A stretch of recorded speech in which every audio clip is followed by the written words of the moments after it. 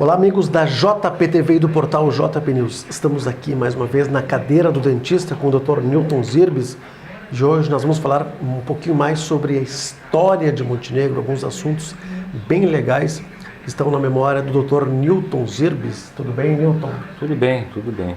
Me dá licença de colocar... Sim, vamos botar em barbeirinho, né? Tradicional.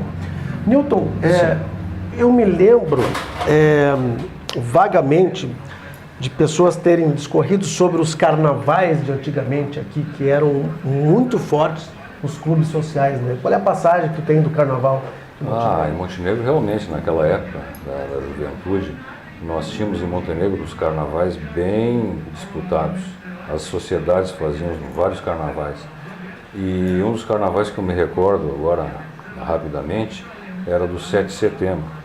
7 de setembro era uma sociedade aqui na João Pessoa, abaixo do Banrisul, e nela existiam carnavais muito bons.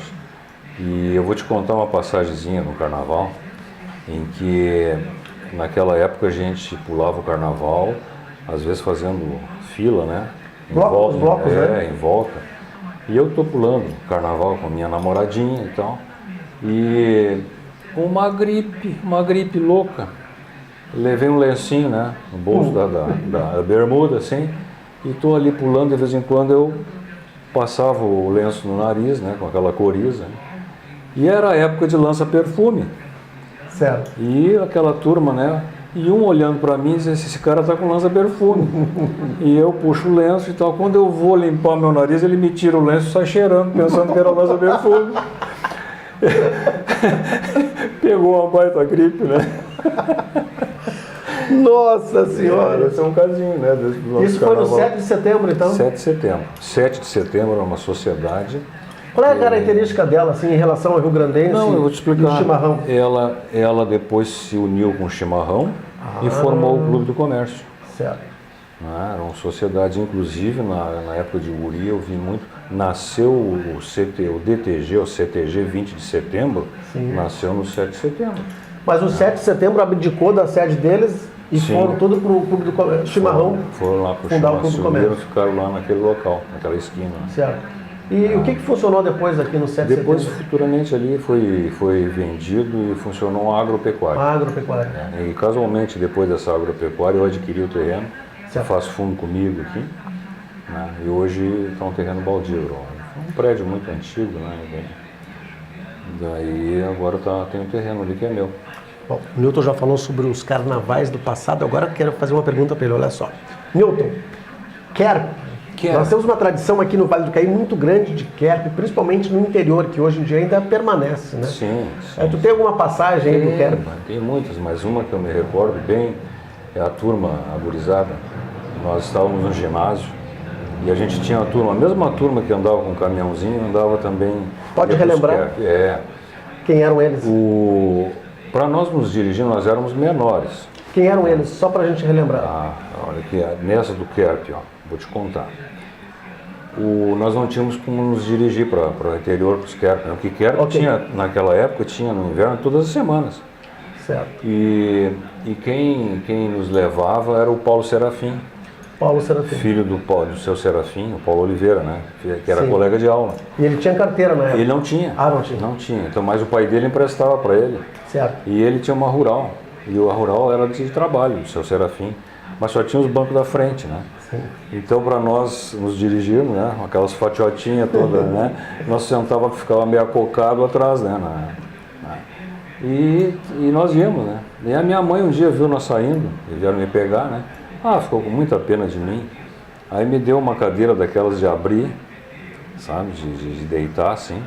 E umas que tinha surgido, né, na época, umas tirinhas de plástico. E eu coloquei ali, eu sentadito ali, né. E o Paulo, sem vergonha, saiu fazendo curva. Eu virei com aquela cadeira, cheguei todo sujo, né. Todo sujo com aquela cadeira, né. E então não adiantou nada, mas os Querps daquela época eram muito bons, a gente se divertia muito e era bem diferente de hoje, né? Eu tinha toda a liberdade de sair e voltar sem problema nenhum, né? E vocês iam em qual localidade? Tinham várias localidades.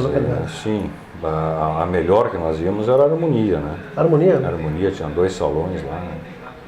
Certo. E aqui em Montenegro havia uma característica de bailes de Kerp? Tinha, Também? tinha, e eram muito tradicionais.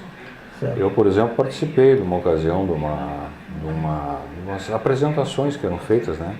Faziam assim, umas danças, né? Bem características Dançou alemãs. também? Sim, vestido de alemão, de mesmo? bermuda, tirante e chapeuzinho. Era muito bonito. A gente fazia, tinha uns casaizinhos, né, que eram feitos assim, e a gente treinava, né, aquelas músicas, polk, etc, né. Sim. E nós fazíamos, né, umas 2 vezes eu fiz apresentação junto, né. Era muito bonito. O Kerp em Montenegro era muito bom. Muito bom. E a rivalidade que existia entre o Clube Rio Grandense e o Clube do Comércio, como é que era, Milton? Assim?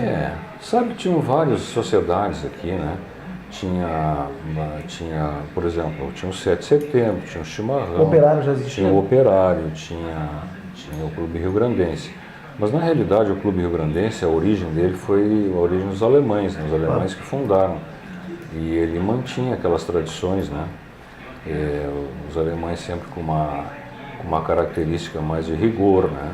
Sim. E então eles não se misturavam muito, o pessoal não se misturava muito, né? Então havia sempre, né? Um fazia uma coisa, o outro fazia outra, né? Mas na realidade a tradição do Kerp em Montenegro, o melhor Kerp era o Rio Grandense, sempre foi. Tá certo. Bom, o propósito do nosso programa aqui na cadeira do dentista com o Dr. Newton Zirbes é trazer alguns momentos bem legais do passado. Newton, muito obrigado. Certo. Nós voltamos na semana que vem, né? Tá bom, tranquilo. E já aproveita para fazer uma revisãozinha aqui. Então vamos lá. Vamos lá.